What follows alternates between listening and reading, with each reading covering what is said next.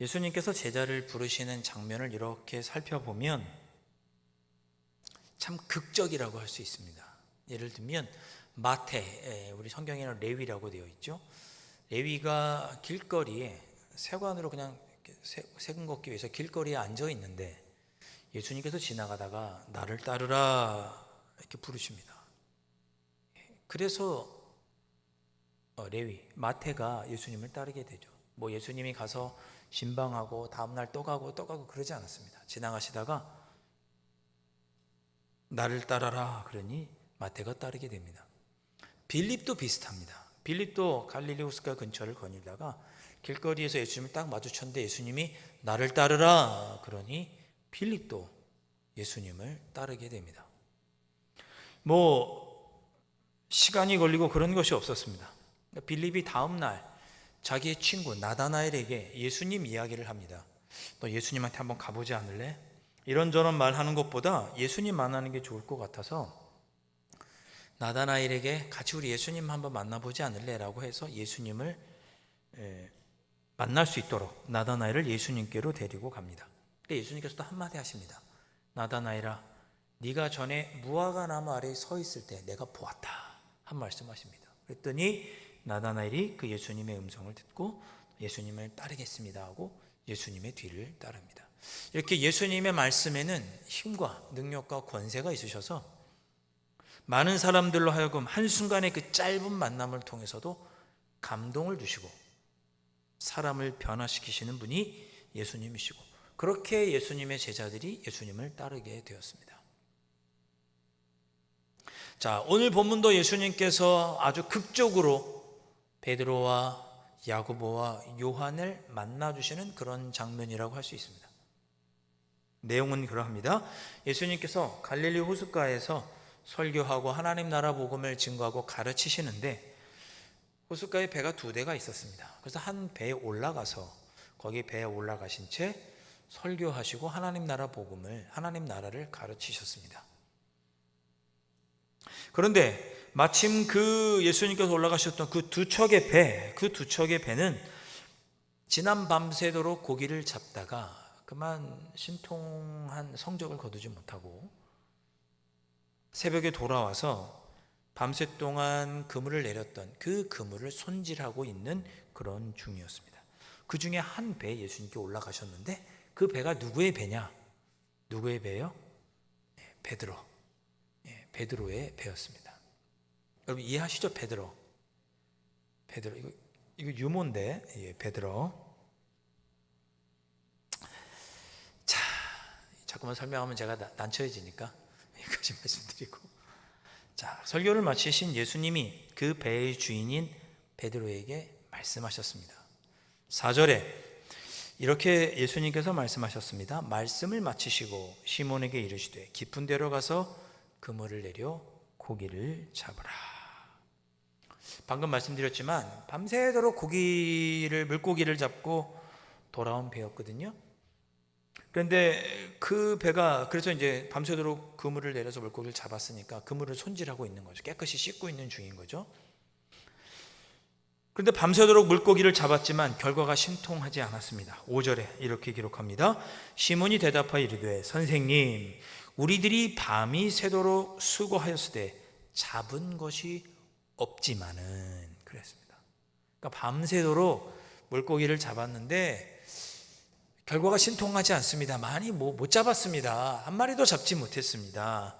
허탕을 쳤습니다. 그렇게 이야기를 한 것입니다. 그렇게 베드로가 이해하기 한 거 그치지 않고 5절에 이어서 이렇게 얘기하죠. 시몬이 대답하여 이르되 선생님, 우리들이 밤이 새도록 수고하였으되 잡은 것이 없지만은 말씀에 의지하여 내가 그물을 내리리다 하고. 아멘. 베드로가 예수님의 음성을 듣고 밤새 수고하고 허탕을 쳤지만 그래도 예수님 말씀하시니까, 선생님 말씀하시니까 그 말씀 의지해서 제가 물고기를 잡겠습니다. 다시 배를 띄우겠습니다. 이렇게 이야기를 한 거죠. 여러분, 사실 물고기 잡는 데 있어서는 베드로가 전문가입니다. 그렇죠? 평생 어부였으니까. 다른 데서 한 것도 아니고 갈릴리 호수에서만 했으니까 누구보다 갈릴리 호수를 잘 알고 어디가 물고기가 잘 잡히는지도 알고 가장 갈릴리 호수에 대해서 잘 알고 물고기를 잘 낚는 사람이 베드로입니다. 근데 베드로가 생각하기에 깊은 곳에서 그물을 내려서는 물고기를 잡을 수가 없습니다. 당시의 기술로는 깊은 몇백 미터나 되는 갈릴리 호수 바닥에 닿을 때까지 그물을 내릴 수가 없어요. 그런 기술도 없고, 그걸 끌어올릴 수 있는 그런 기술도 없고, 그저 사람 몇 명이 그물을 내려서 끌어올릴 수 있는 깊이, 그 정도의 짧은 그물밖에 만들 수가 없었습니다. 자, 그물을 내려서 그 그물이 땅바닥에 닿아서 배가 쭉 지나가면서 그 그물로 훑어서 물고기를 잡는 건데, 깊은 곳에다가 그물을 내리면 밑에가 호응하잖아요. 물고기가 다 밑으로 도망다니죠. 물고기를 잡을 수가 없죠. 베드로의 상식과 자기의 지식 경험으로는 물고기를 잡을 수가 없습니다. 말도 되지 않는 일입니다. 깊은 데에다가 그물을 내리는 것은 어리석은 일입니다. 그런데 베드로가 자기의 경험과 지식으로는 불가능하지만, 말도 되지 않지만 예수님께서 말씀하셨으니까 그 말씀 의지하여서 깊은 곳에다가 그물을 내리겠습니다 라고 하고 순종합니다. 결과가 어떻게 되었습니까? 풍성이 거두게 되죠. 7절, 그렇게 하니 깊은 곳에 그물을 내리니 고기를 잡은 것이 심히 많아 그물이 찢어지는지라. 할렐루야. 그물이 찢어졌다니까요, 여러분. 여러분의 삶 속에 이렇게 찢어지는, 표정이 오늘 왜 이렇게 어두우세요, 다들? 찢어지는 정도가 아니었습니다. 여러분 보시면 물고기가 얼마나 많이 잡혔던지 배 한 대로는 다 담지를 못했습니다. 그래서 정박해 있던 두 대 배가 다 나갔어요. 두 배에 실었고 얼마나 많았던지 배가 물에 잠길 정도였다고 기록하고 있습니다. 주님의 은혜로 여러분의 삶이 이렇게 풍성히 잠기는 은혜가 있으시기를 주님의 이름으로 축원드립니다. 찢어지는 은혜가 있으시기를 주님의 이름으로 축원드립니다. 찢어지는이라는 발음 예쁘게 해야죠. 찢어지는 이렇게 하면 또 은혜가 안 되니까. 자, 그런 놀라운 은혜를 누가 입었느냐? 베드로가 입었습니다. 베드로가 그런 놀라운 기적을 체험해요. 자, 그 다음부터가 중요합니다. 그 다음 베드로가 어떻게 했죠? 예수님 앞에 나아가 무릎을 꿇습니다. 그 기적을 보고는 한 번에 알아챈 거예요. 아, 이분은 메시아다. 단번에 그가 알아채게 됩니다. 자, 보십시오. 예수님을 부르는 그의 호칭이 변하죠. 5절에서는 선생님이여, 선생님 말씀에 의지하여. 그래서 예수님을 선생님이라고 부르더니 8절에서는 뭐라고 부르나요? 우리 8절 다 함께 한번 읽어보겠습니다. 시작.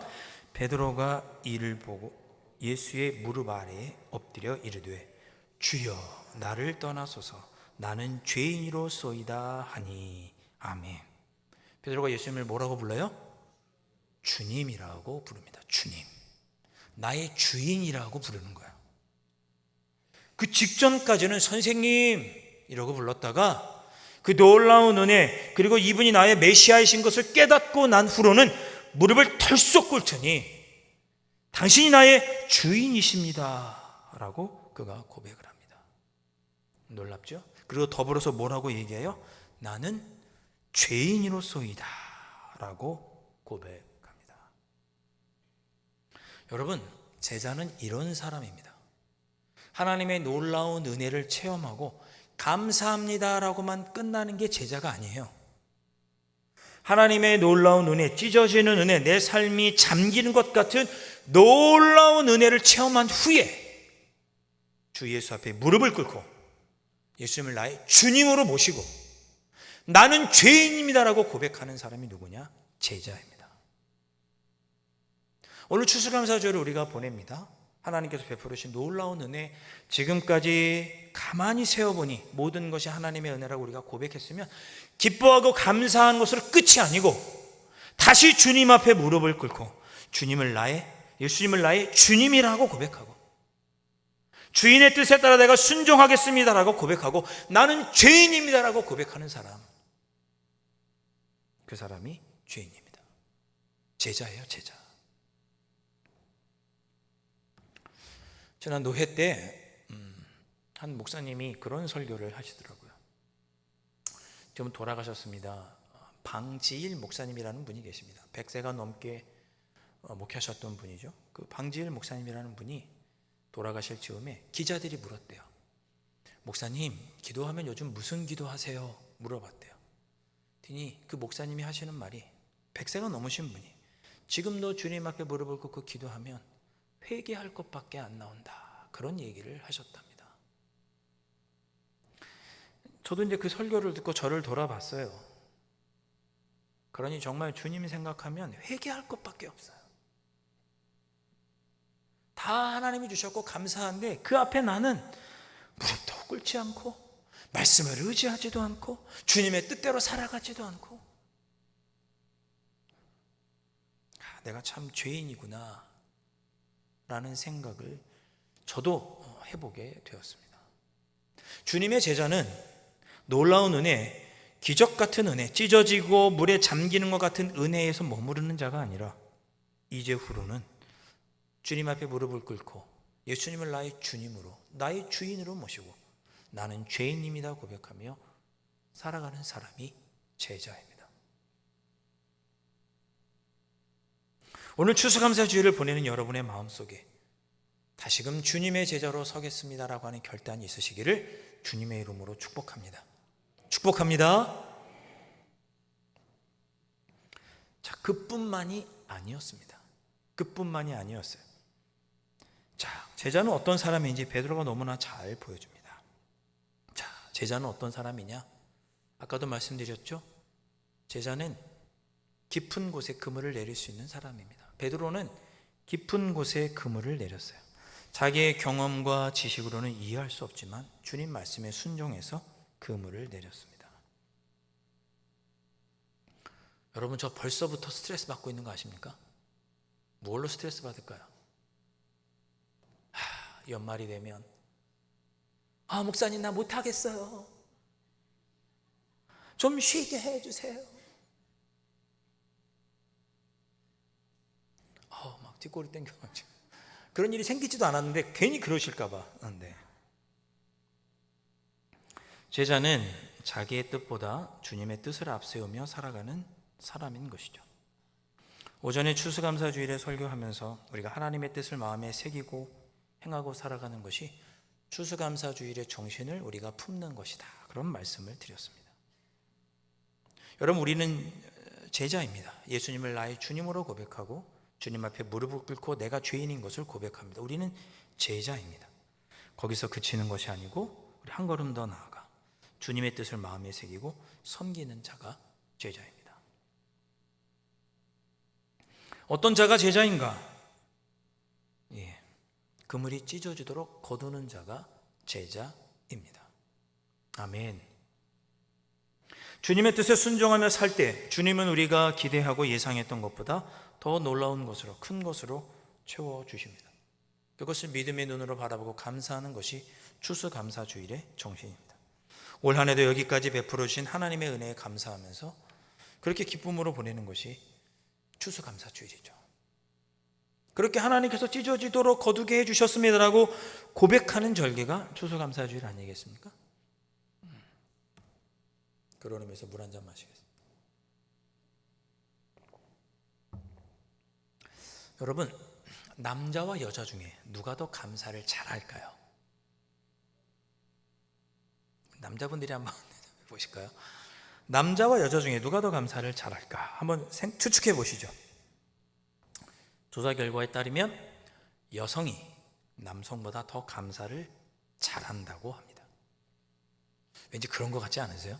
동의하지 못하실 분도 계시리라 생각을 합니다만은 그 이유에 대해서 연구 결과는 이렇게 말합니다. 전통적으로 우리 여성들은 집에서 가정을 돌보고 자녀 양육에 전념하다 보니, 그렇죠? 지금은 조금 다르지만 전통적으로 우리 여성들이 지금까지 가정을 돌보고 또 자녀를 양육하는 데 전념하다 보니까 상대적으로 남자들은 밖에 사회생활을 많이 했죠. 힘을 가지려고 하고 권력을 가지려고 하고 재물을 얻으려고 하고 이 힘을 유지하려고 하고, 그러다 보니 아내에게 잘 감사하지 않는다고 합니다. 남자들이. 왜 다 저를 쳐다보시죠? 좀 더 저를 쳐다보시잖아요 지금, 그죠? 저도 남자니까 말씀을 준비하면서 나는 아니야, 나는 감사 잘해, 그렇게 대답하지 못했습니다. 네. 여러분 잘 생각해 보십시오. 여러분 가정에서 우리 남자분들 아내에게 감사 잘 하십니까? 네. 눈이 마주치면 여쭤보고 싶은데. 네. 자, 직장에서 직장 상사가 감사를 잘할까요? 아랫사람이 더 감사를 잘할까요? 당연하게도 아랫사람이 더 감사를 잘합니다. 연구 결과입니다. 아랫사람은 직장 상사가 나에게 고맙다고 하면 그 한마디 말에도 기쁘고 만족감을 얻고 행복해진다고 합니다. 반면에 직장 상사는 아랫사람이 감사하다고 하면 그걸 당연하게 여기고 때로는 나에게 이거 아부하는 거 아니야? 그렇게 생각하기도 한다고 합니다. 자, 남자와 여자 중 누가 더 감사를 잘하느냐? 직장 상사와 아랫사람 중 누가 더 감사를 잘하느냐? 결론은 이것입니다. 내가 은혜 받았다는 것을 깨닫는 사람이, 내가 사랑받고 있음을 아는 사람이 감사를 하게 됩니다. 그게 아내가 더 많이 느끼는 것이고 아랫사람이 더 많이 느끼는 것입니다. 감사는 누가 하느냐? 내가 은혜 받았음을 알고 사랑받고 있음을 아는 사람이, 그 사람이 감사할 수 있습니다. 오늘 추수감사주를 보내는 저와 여러분이 내 삶의 모든 것이 하나님의 은혜이고 내가 하나님의 사랑을 이렇게 받아 누려서 이만큼 왔다고 생각하면 감사할 수 있습니다. 그러나 내 삶이 왜 이래? 왜 이래 내 삶이 하나도 풀리지가 않아 라고 생각하시는 분, 감사할 수가 없습니다. 힘들고 어렵고 부족해도 원망과 불평보다는 하나님의 은혜를 하나하나 세어보면서 올 한 해도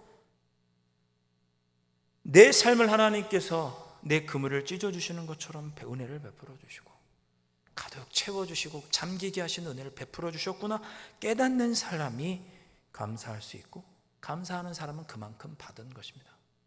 그걸 아는 사람이 누구냐? 제자입니다. 끝으로 제자는 말씀에 의지하여 사는 자입니다. 베드로가 자신의 경험과 지식을 의지하지 않고 주님의 말씀을 의지했던 것처럼 그렇게 주님의 말씀을 의지하며 살아가는 사람이 제자입니다. 여러분 한 주간도 주님의 말씀을 의지하며 살아가실 수 있기를 주님의 이름으로 축원드립니다. 아멘. 사랑하는 성도 여러분, 우리 모두 추수감사주일의 정신으로 살아가기를 소망합니다. 우리 주님을 사랑한 그 마음 빼앗기지 마시고, 내가 이만큼 사랑한다고 하면 더 많이 사랑하기 위해서 애쓰시고, 주님의 뜻을 내가 이만큼 지키고 살았다면 더 많이 주님의 뜻을 지키기 위해 애쓰시고, 내 생각과 뜻과 다르다 할지라도 주님의 말씀이라면 순종하며 나아가시고, 그 가운데 주님께서 베풀어 주신 은혜를 생각해 보며 내 삶이 찢어지는 은혜로 하나님께서 채워주셨구나 깨닫고 날마다 감사하며 살아가는 사람, 그런 삶을 살아가실 수 있는 여러분들 되실 수 있기를 다시 한번 주님의 이름으로 축복합니다.